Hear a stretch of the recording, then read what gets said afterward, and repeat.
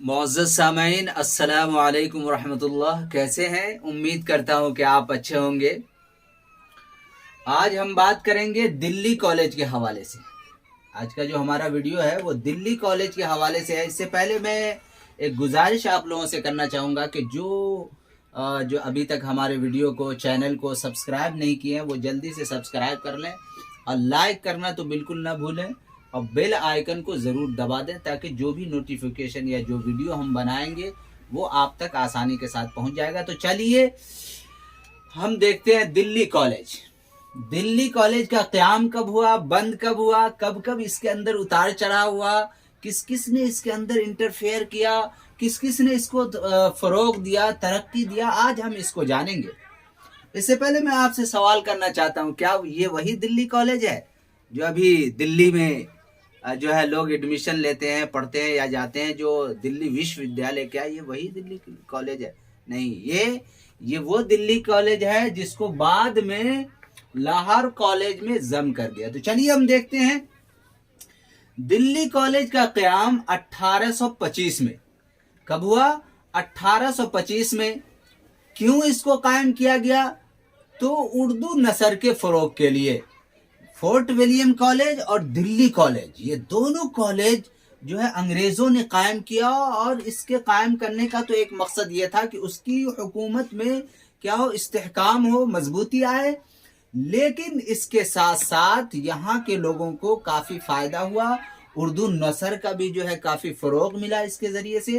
تو ہم دیکھتے ہیں دلی کالج یہ کب قائم ہوا؟ 1885 عیسوی میں، مدرسہ غازی الدین کی تاریخی عمارت میں۔ یعنی مدرسہ غازی الدین صاحب کا جو ایک مدرسہ تھا اور اس کی جو تاریخی عمارت تھی، اسی عمارت میں دلی کالج کو قائم کیا گیا۔ ٹھیک ہے، 1856 میں بند کیا گیا۔ 1856 میں کیوں بند کیا گیا آپ یہ جانتے ہیں، آپ آگے دیکھیں گے۔ چلیے 1864 میں دوبارہ اس کو کھولا گیا، اور 1877 میں توڑ کر لاہور کالج میں ضم کر دیا گیا۔ یہ جو اتار چڑھاؤ ہوا یہ ہم اخیر میں آپ سے گفتگو کریں گے۔ اس سے پہلے ہم دیکھتے ہیں جو اہم پوائنٹ ہے۔ Mister Joseph Henry Taylor, mister Joseph Henry Taylor پہلے سیکریٹری اور پرنسپل مقرر ہوئے دلی کالج کے۔ دلی کالج کے یہ سوال امتحان میں آ سکتا ہے کہ پہلے کالج، دلی کالج کے پہلے پرنسپل کا کیا نام تھا؟ تو ہنری ٹیلر ہے نا، mister Joseph Henry tailor.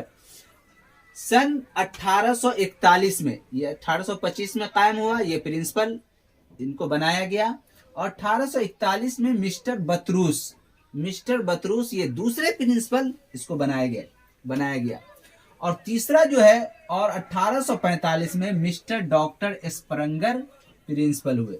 Doctor Springer جو ہے پرنسپل ہوئے اس کے۔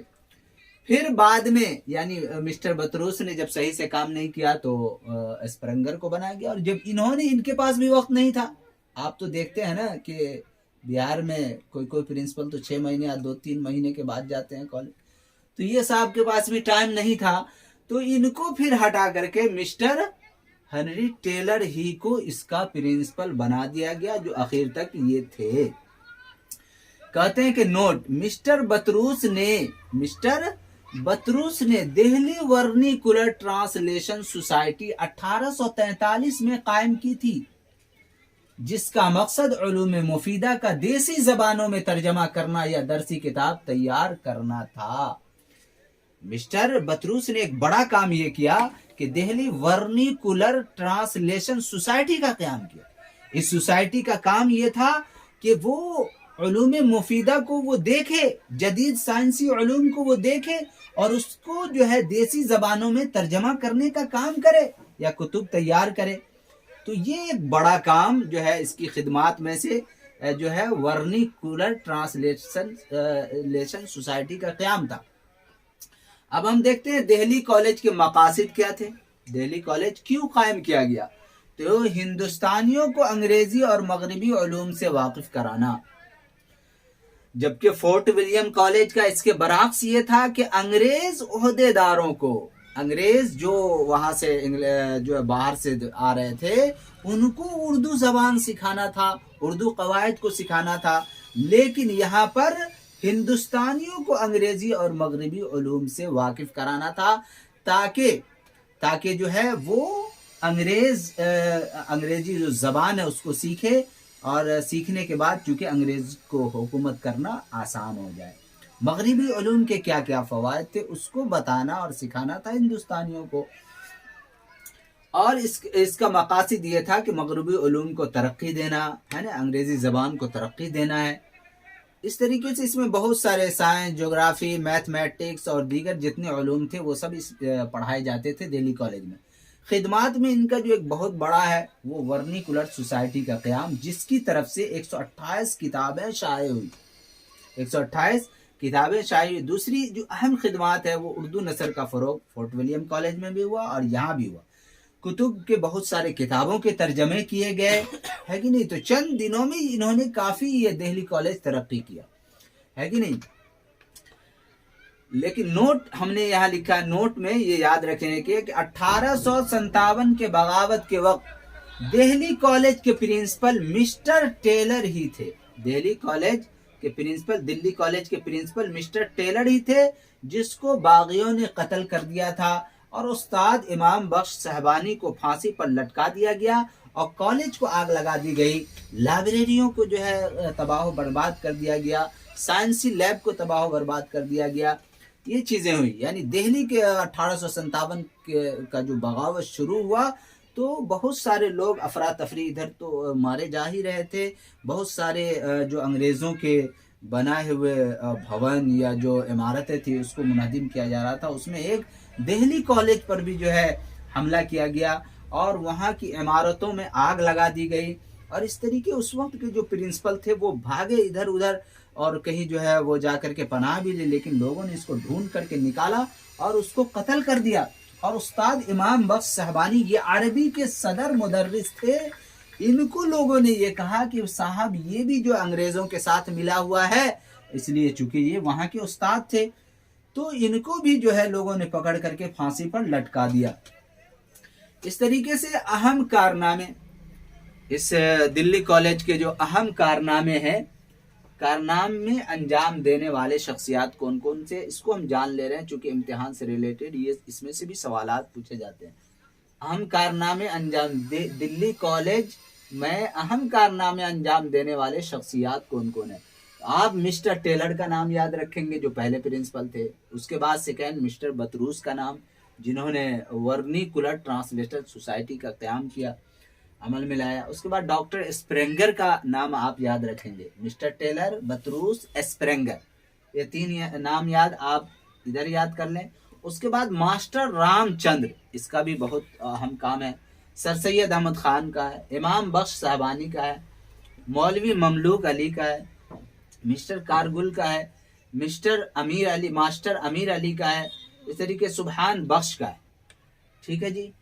اس طریقے سے کالج کے جو طالب علم ہے، کالج کے جو مشہور طالب علم جنہوں نے نام کمایا، وہ مولوی کریم الدین، حکیم چند، نند کشور، موتی لال، ہے کہ نہیں؟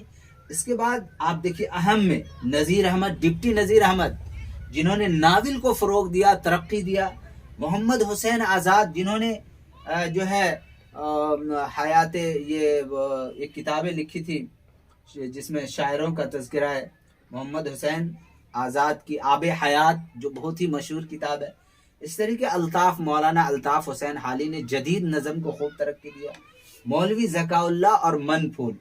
تو یہ ڈپٹی نذیر احمد، حسین آزاد، محمد حسین آزاد، الطاف حسین حالی، مولانا مولوی ذکاء اللہ صاحب اور من پھول، ان لوگوں کا نام یاد رکھیں، ساتھ ساتھ موتی لال، نند کشور، حکیم چند اور مولوی کریم الدین کا بھی نام آپ کے ذہن میں رہنی چاہیے۔ اب ہم دیکھتے ہیں ماسٹر رام چندر اور سر سید احمد خان۔ ماسٹر رام چندر کی ایک کتاب بہت مشہور ہوئی، فوائد الناظرین۔ اس کے علاوہ انہوں نے ایک رسالہ محب وطن بھی نکالا۔ اس کے علاوہ انہوں نے جبر و مقابلہ، کلیات و جزیات، یہ کتابیں انہوں نے تصنیف کی۔ لیکن فوائد الناظرین ماسٹر رام چندر نے اور سر سید احمد خان نے آثار السنادید जो है ये जो स्प्रिंगर, डॉक्टर स्प्रिंगर के इशारे पर यानी इनके कहने पर इन्होंने इसको तसनीफ किया। इमाम बख्श साहबानी ये अरबी के सदर मुदर्रिस थे। दिल्ली कॉलेज का जो एक शोबा था अरबी का, उसके सदर मुदर्रिस थे। इस तरीके से एक चीज जो अहम जो बात याद रखने की है वो है इत्तेमादुद्दौला और उनके दो चार साथी मिल करके इन कॉलेज की तरक्की के लिए, इस कॉलेज को तरक्की देने के लिए 1,70,000 रुपए जो है वो कॉलेज को दिए थे, जिससे कॉलेज क्या हुआ, आसानी के साथ आगे बढ़ा और खूब तरक्की किया।